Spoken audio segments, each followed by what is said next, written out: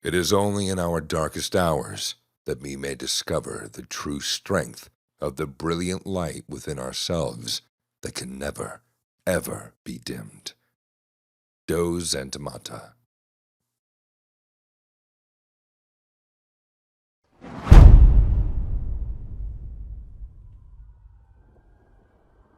As night falls over Toronto, there's one house that the light never goes out. The man who lives here doesn't like the dark. He leaves a lamp on, even when he sleeps. Even when sleep never comes. He keeps the darkness at bay, but once it came too close and took everything he held dear.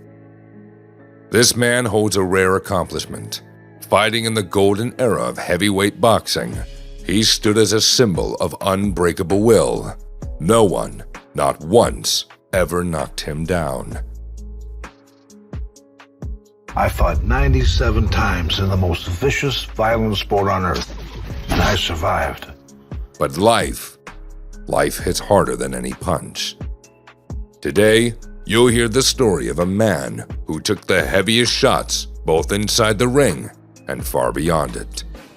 Legendary Boxing Classics presents The Untold Story of George Chuvalo.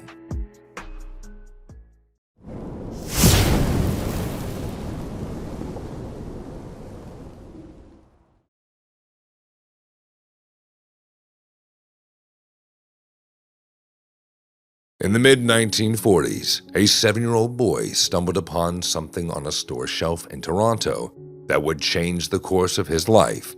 It was the Ring magazine, known to many as the Bible of boxing. That same day, he went home and asked his mother for a pair of boxing gloves. This was the beginning of George Chuvalo's story. Though back then, he was simply Yuri, the son of immigrants from the town of Lubisky, in what is now Bosnia and Herzegovina. His parents had moved to Canada in the 1930s, settling in a working-class district in Toronto. George was born on September 12, 1937, alongside his sister Zora. He grew up in a home shaped by the stern hand of his father and the warmth of his mother. Stripe worked at a slaughterhouse. Kanika toiled at poultry plants. Their neighborhood, the Junction, was no place for dreamers. The rhythm of daily life was set by the hum of factories and the thunder of passing trains. Watching his parents, George quickly learned what it meant to earn a living through honest, back-breaking work. At 13, he got into bodybuilding, driven by a comment from a teacher who told him his arms were too skinny. He started with push-ups and pull-ups, eventually graduating to weight training. Chuvalo loved the feeling of the iron in his hands and became obsessed with building a powerful frame. By the time he was 15, George weighed 198 pounds and looked more like a bodybuilder than a teenager. But boxing was still his dream. Bodybuilding was just the foundation. He was preparing his body for war inside the ropes. Over the next 3 years, George proved he was more than just a dreamer. Before turning 18, he became Canada's top heavyweight. He sparred regularly with seasoned professionals, gaining invaluable experience early in his journey. But with no financial support for amateurs at that time, he made a decision to turn pro. Driven by an unwavering belief in his own toughness, Chuvalo stepped into the professional ranks, unaware that his endurance would soon be tested against the greatest heavyweights the sport had ever known.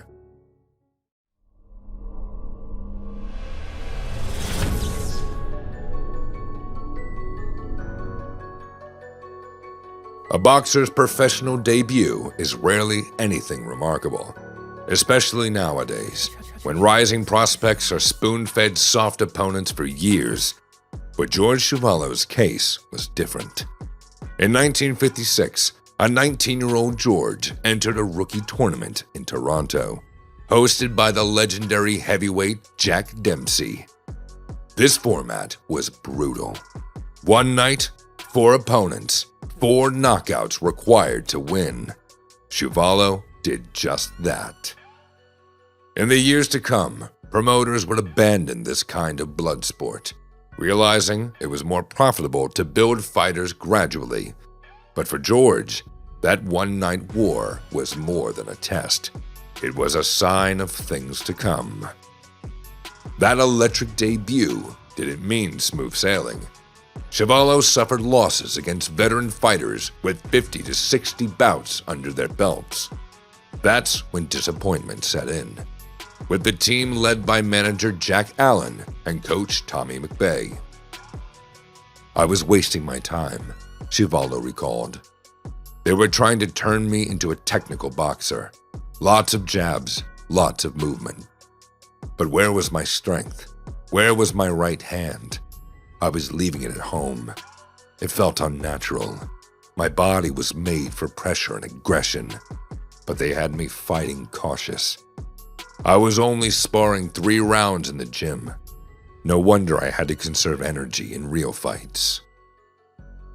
Despite the setbacks, George achieved a major milestone. He won the Canadian heavyweight title and scored a statement win over his celebrated countryman, Yvon Durrell.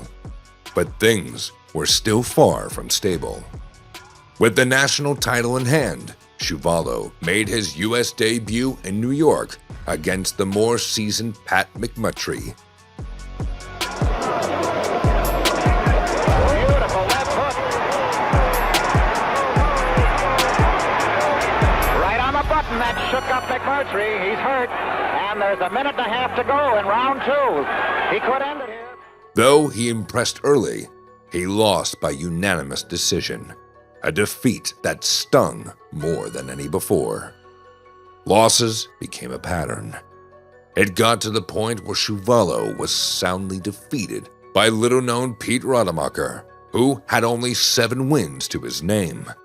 Disheartened, Chuvalo decided to put his boxing career on hold. For the next year and a half, Chuvalo tried to find himself in other businesses. He tried selling used cars, but it wasn't for him. Boxing still called. He bought out his contract from his manager and set out for Detroit, hoping to find someone who could unleash his full potential. He'd heard of a coach in Motor City who specialized in tough, come-forward fighters. His name was Theodore McWhorter. What do you think yourself on looking back over your 12 years? Is there anything you would like to have done differently? Well, I just wish I'd met Theodore McWhorter about 12 years ago. That's all I can say. He's my present trainer now, and I think my biggest fault in years gone by was I didn't have the proper training or the proper trainer. Now I know definitely I found him. I think he's the greatest trainer in the world. With a new coach, but still no manager, Chuvalo began rebuilding from the ground up. Times were rough. But for his fight in Detroit, he entered the ring quite literally hungry. Back then, I was living on hamburgers like a dog. I stayed at a cheap hotel where they kept stealing my clothes. For my first fight in Detroit, I hadn't eaten for a day and a half. It was rough. In 1964, George finally secured financial backing from Irving Ungerman, a Canadian poultry businessman who had known the Chuvalo family since George was a child. Irving respected George's parents, so when they asked for help, he couldn't refuse. But it wasn't just loyalty. Ungerman had boxed in his youth. Therefore, in the early 60s, a smart Jewish entrepreneur changed his occupation from the Chicken Man to the most powerful Canadian boxing manager. But that would come later. For now, in the mid-60s, a new team was in place, and George Chuvalo was ready to join the heavyweight title chase.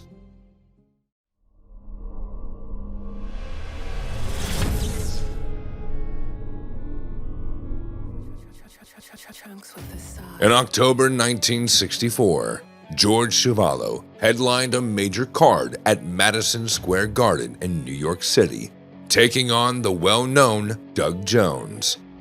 A few years earlier, Jones had knocked out Bob Foster and Zora Fawley, and more importantly, gave Cassius Clay in what many called the fight of the year in 1963.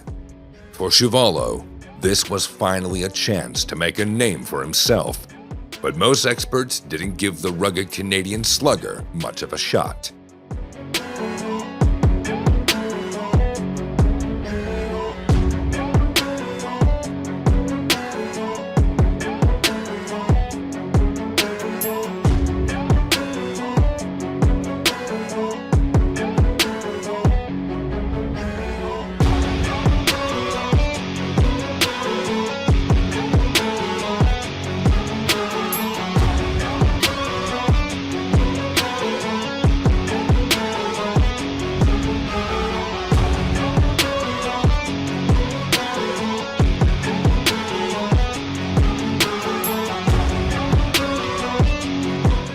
They say George was called the Tanker as a kid.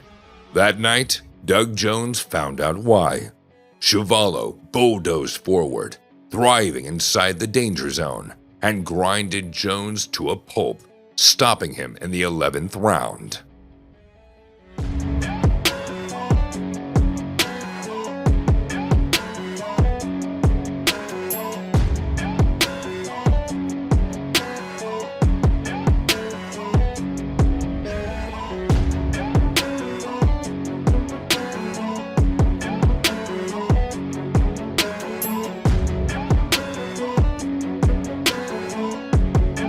The win catapulted Chuvalo to number 3 in the heavyweight rankings. Just 4 months later, he was back in New York, this time facing 2-time world champion Floyd Patterson. Back then, boxing was starting to regain popularity, but ticket sales weren't always reflecting it. The rise of free television had become a headache for promoters. Why pay for a seat when you could watch it at home? And with Rocky Marciano retired, the heavyweight division lacked a true fan favorite. Stars like Sonny Liston and Cassius Clay, who became Muhammad Ali, alienated a huge part of the public. One by his reputation, the other by his behavior. But on the night of Patterson versus Chuvalo, Madison Square Garden was packed to the rafters. Legends filled the arena. Rocky Marciano, Joe Louis, Jersey Joe Walcott, Sugar Ray Robinson, and Henry Armstrong.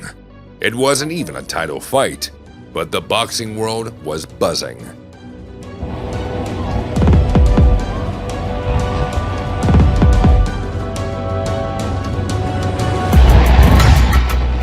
That was a big right hand.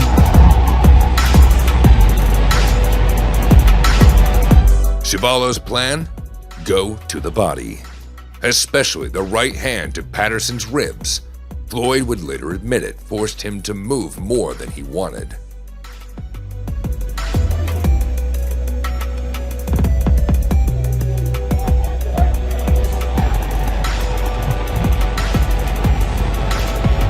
In rounds 4 and 8, Patterson connected with clean rights to the head and followed up with combos to the liver. But Chuvalo never flinched. His chin was granite, his body built like armor.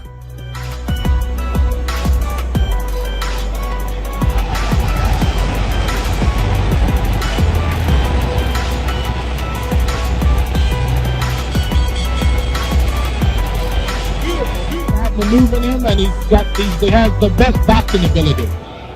If he can keep up the pace he started out with and stay out of those punches. The fight was non-stop action.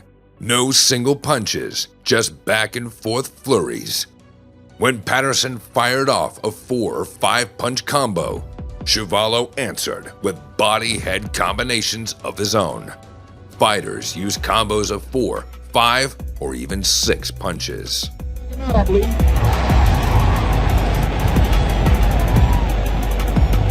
Oh, he's determined. He's coming back.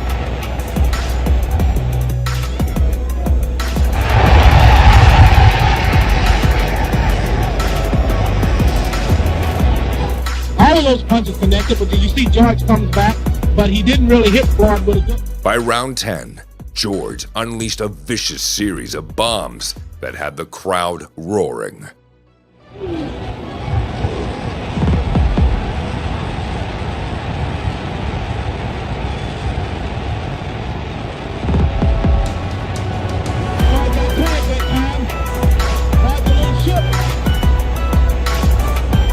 12 rounds of non-stop warfare. No setups, no feelers, just full-blown artillery.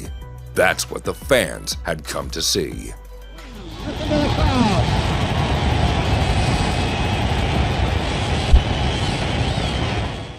Floyd Patterson won a decision, and the Ring magazine named it the 1965 Fight of the Year.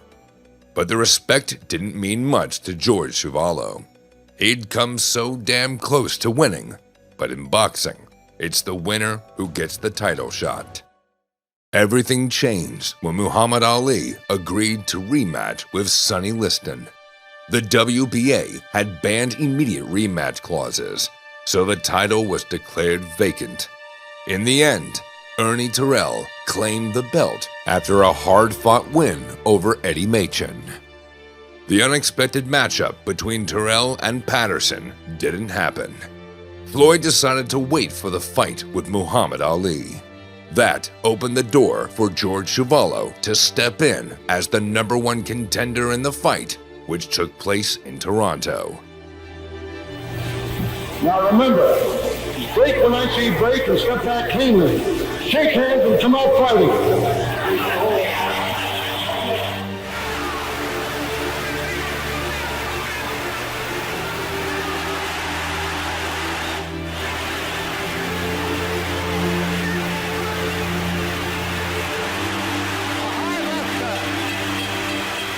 Early on, it looked like the stars were finally aligning for Chuvalo. He landed some clean shots in the opening round. But as the fight wore on, the clash between the lengthy outboxer and the stocky slugger turned ugly. Terrell, with his massive reach advantage, kept snapping out his jab like a whip, and every time Chuvalo tried to close the gap, he ended up tangled in a clinch. Not long after, Muhammad Ali would give Terrell a nickname that stuck: the Octopus. But Terrell didn't stop there. Along with constant clinching, he started thumbing Chuvalo in the eye. George answered back by using headbutts and punches to the back of the head. It has not been a dull fight, it's been a good one.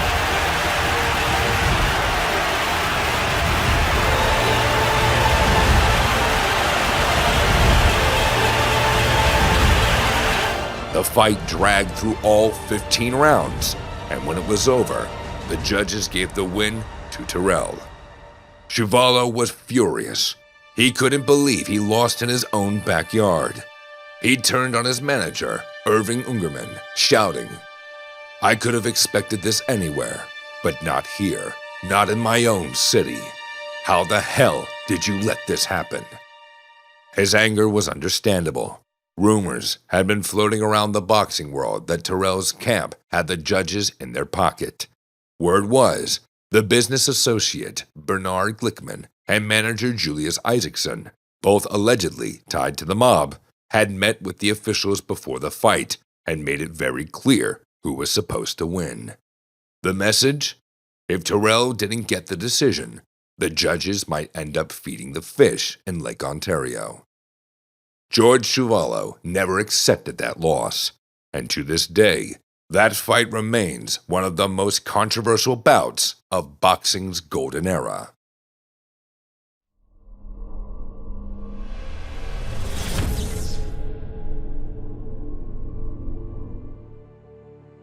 At some point, George Chuvalo's fighting path was bound to cross with the one Muhammad Ali was blazing to the heavyweight division. But when it finally happened, the circumstances were far from ideal for Chuvalo. Ali, still Cassius Clay at that time, first took notice of George during a boxing night in his hometown of Louisville in September 1963. Chuvalo was fighting Mike DeJohn. Watching from ringside, Clay called George a washerwoman. Chuvalo took the jab with a sense of humor. Not long after, he showed up at one of Clay's press conferences in an appropriate look. Say, woman, can you box?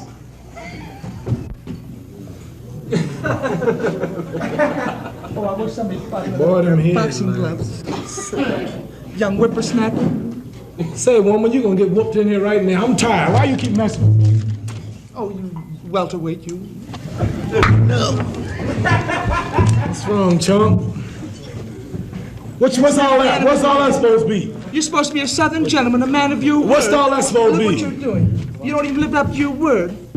You're a blemish on the fair state of Kentucky. Get that mess away from me. Standing next to him was Teddy McWhorter with a banner that read, "Cautious Cassius Clay is scared to fight this old washerwoman."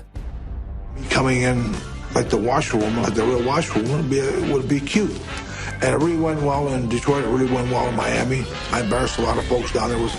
But the only person I kind of embarrassed in Toronto was myself. Flatter than a pancake here. You know, the Toronto guys were all just shaking their heads. And like, why would you do such a goofy thing?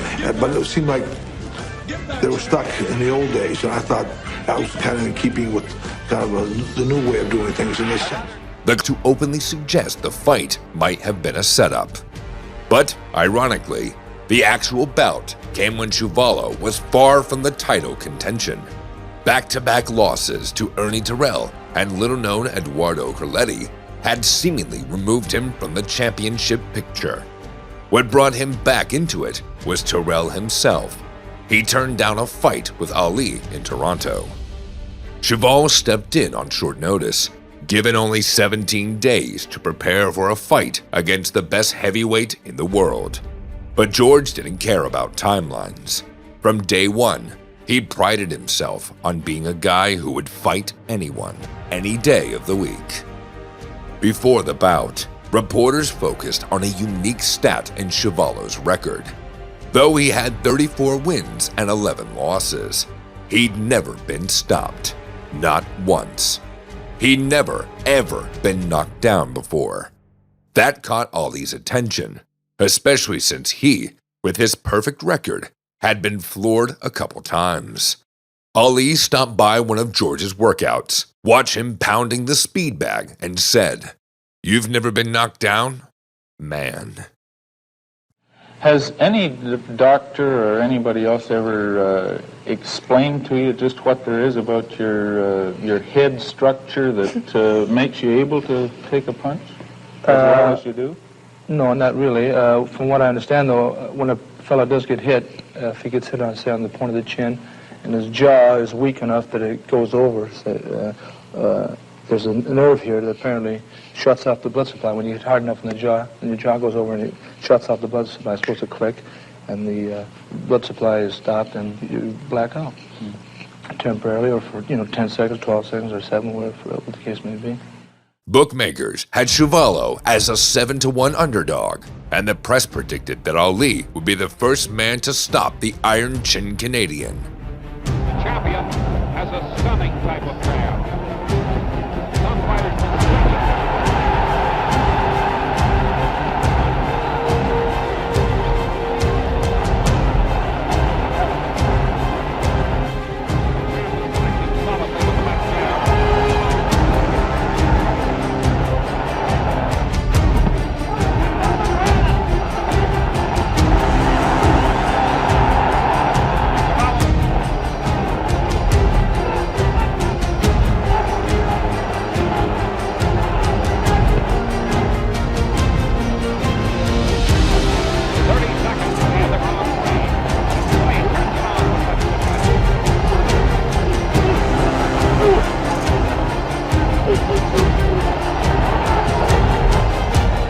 But Ali knew better than to take anything for granted. From round 1 to round 7, they really tried to stop him. But after a while, I knew it wasn't going to happen. To tell you the truth, I don't think I could have taken a beating like that. If I were getting hit like that, I would have quit.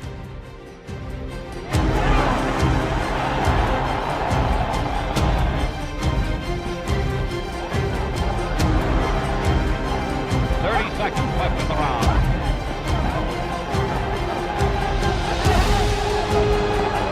Stunning left hand by the champion, Chuvalo's face.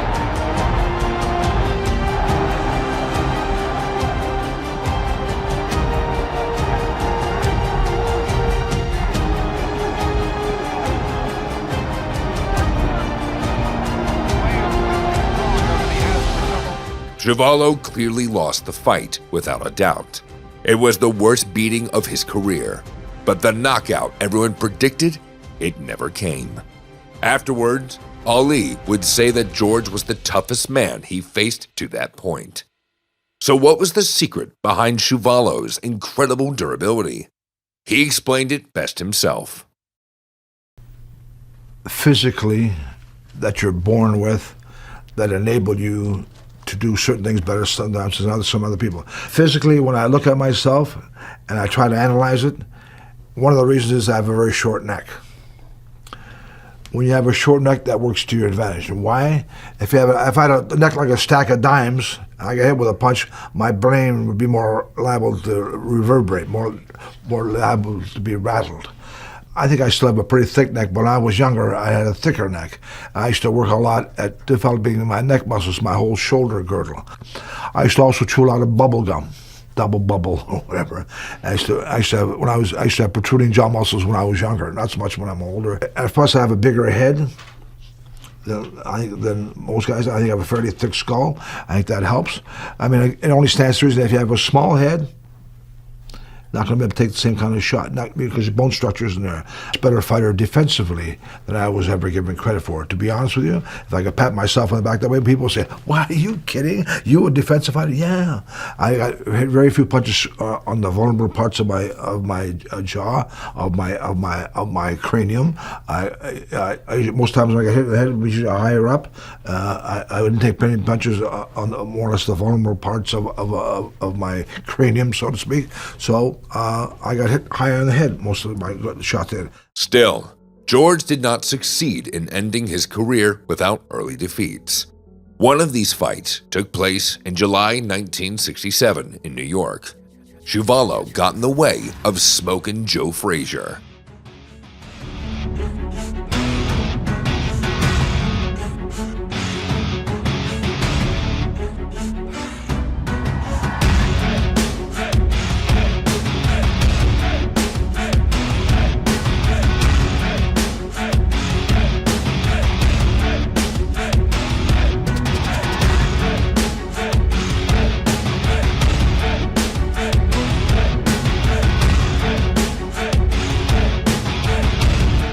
Unlike others, Frazier didn't box on the outside. He walked straight through you. And when two freight trains charge at each other, there's no room for dancing or retreat. Only impact, noise, fire. And that kind of fight, someone always gets burned.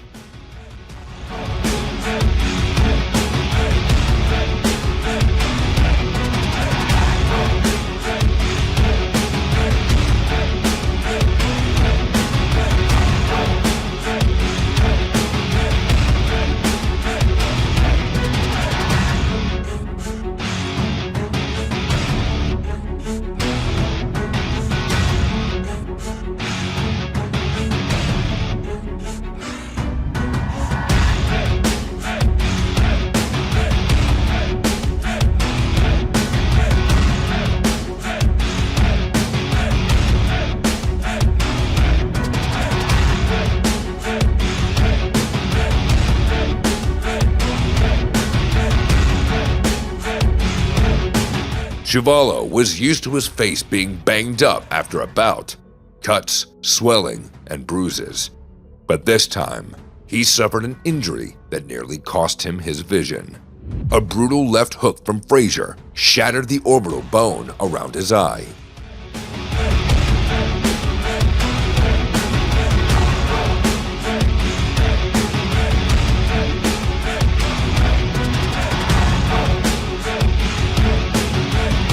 And I could feel the eyeball go through my optic floor, and I winced. I guess I turned my head like that, and the referee saw me in obvious discomfort.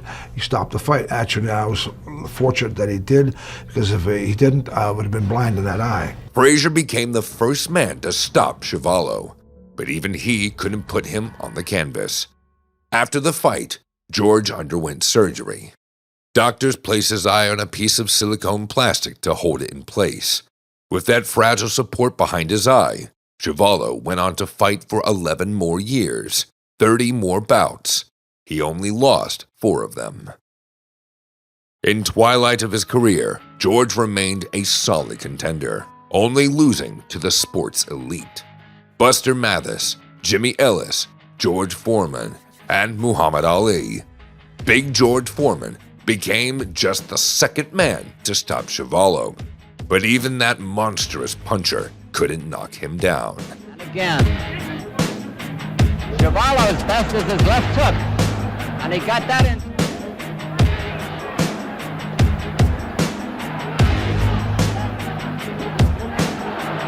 A good right hand by Chuvalo.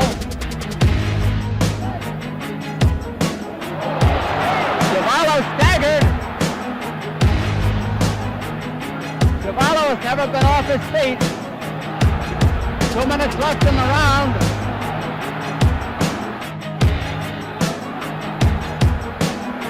Chuvalo being battered in his own corner. And Irving Ungerman, his manager, is asking the referee to stop it. He's climbing into the ring. The referee hasn't heard him.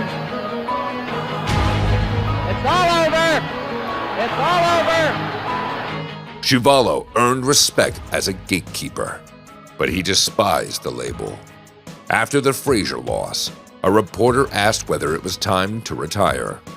Before Chuvalo could answer, his manager, Irving Ungerman, who hadn't taken a single punch that night, jumped in and said, "No, he'll be in business a long time yet. Every young guy that moves up will want to tear a piece off Georgie, so he'll be a great test for them. He'll be a good trial horse." "Don't say that," Chuvalo cut him off. "Please don't say that. I'm not a punching bag, and I'll never be one." George Chuvalo was never the kind of fighter who dazzled with finesse. He had no graceful technique, speed, or extraordinary talent. Just like his masculine appearance, his boxing style was rough, straightforward, carved from stone. There was no elegance in how he fought. But what he lacked in grace, he made up for with resolve and self-belief. In 1969, with a record of 55 wins and 15 losses, he took on Jerry Quarry. 33 wins, just 3 defeats. Chuvalo came in as a heavy underdog. He was behind on scorecards, and his right eye had swollen into a grotesque hematoma. It was only a matter of time before the doctor stopped it. But in round 7, George rewrote the script.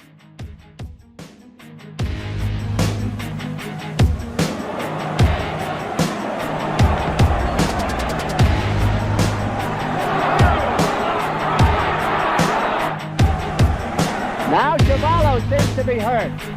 He seems to be spent. And Quarry is down.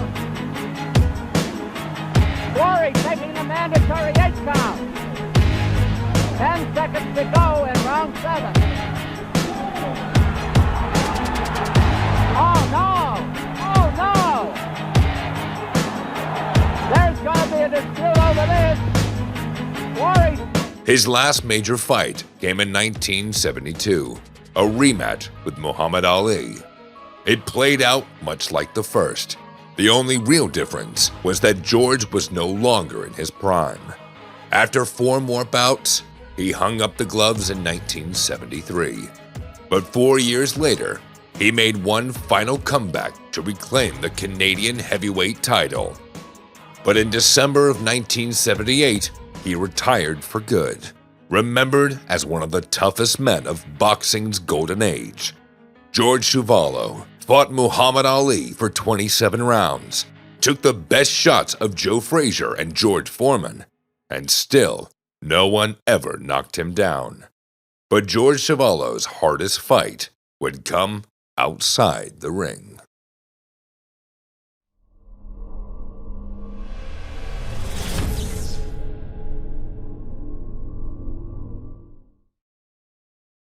George Chuvalo once said, "Boxing is a tough life, but sometimes life outside of boxing is even tougher." George was married to his school sweetheart Lynn, and together they raised 5 children, 4 boys and a girl. The happy family lived in a fashionable Toronto neighborhood, wanting for nothing. Everything seemed perfect, until 1984, when the youngest son opened Pandora's box. When Jesse was a teen, he was always in trouble with the law. At 20, he was involved in a motorcycle accident and shattered his kneecap. To ease the pain, doctors prescribed him painkillers, medications that he quickly became addicted to. One night at a party, Jesse decided to try something stronger. It was heroin. From that moment, his life was lost to addiction. 9 months after the motor accident, Jesse realized he couldn't beat it. In February of 1985, he took a .22 caliber rifle and ended his life in the family home. Before I even realized I had one heroin addict under my roof, I had 3, George would later say. At Jesse's funeral, his brothers Stephen and Georgie Lee spiraled out of control. They used everything: heroin, prescription pills, whatever they could find. And George, the most famous man in Canada, spent sleepless nights searching the city's back streets, finding his sons in crack houses, abandoned cars, and frozen sidewalks. Repeated attempts at mandatory rehab ended in disaster. One winter, Stephen escaped a facility wearing nothing but a shirt, shorts, and one sock. He reached back home, where he was found after yet another overdose. When they didn't have heroin, Steve and Georgie resorted to robbing pharmacies, armed with kitchen hatchets. Even as the police chased them down, they kept shoving pills into their mouths until the overdose hit. Eventually, Stephen was sentenced to 10 years in prison. Georgie Lee got 7 years. In October 1993, just 4 days after his release, Georgie Lee was found dead in a rundown Parkdale motel. It was a heroin overdose. A grief-stricken Lynn Chuvalo committed suicide shortly thereafter by swallowing a lethal dose of pills. Stephen, devastated by his mother's death, unraveled completely. He arrived at Lynn's funeral high on heroin, then robbed 3 drugstores in 45 minutes. At one point, he even tried to steal tranquilizers intended for raccoons. The death of his second son and wife was a brutal blow to the former boxer. Life had hit him with a still he kept fighting for Stephen, who was trying to recover behind bars. In prison, Stephen went through rehab, earned his high school diploma, and developed a love for Russian literature. He promised his father that, once free, he would tour schools together, warning kids about the dangers of drugs. My father's never given up hope on me. When he says to me, you know, kid, I need you to be well. I need you to be okay, so I'll be okay. And he's saying that with conviction, and he's almost in tears when he says things like that. They hit home to me now. And I think to myself, man, I've got to be better. I've got to be well for him and the rest of my family. On August 12, 1996, less than 2 weeks after his release, Stephen was found dead at his sister Vanessa's home. Another heroin overdose. After Stephen died, I was barely able to function. I felt like I was suffocating every time I went to sleep in the dark. I blamed myself for my sons' deaths. For years, I was as lifeless as they were. For a long time, Georgie had suicidal thoughts. His second wife, Joanne, had helped him recover to overcome his depression. George Chuvalo is survived by 2 children, son Mitch and daughter Vanessa, who most resemble their father. Neither ever touched drugs. In the years that followed, George became a tireless advocate against drug use, speaking in schools and sharing his story, not as a boxer, but as a father who almost lost everything. Unlike many of his opponents, Chuvalo remained sharp and healthy well into old age. Those who met him were often surprised by his articulate speech and his thoughtfulness. He shattered every stereotype about boxers. It was as if the ring had never touched him. But time takes a toll on everyone.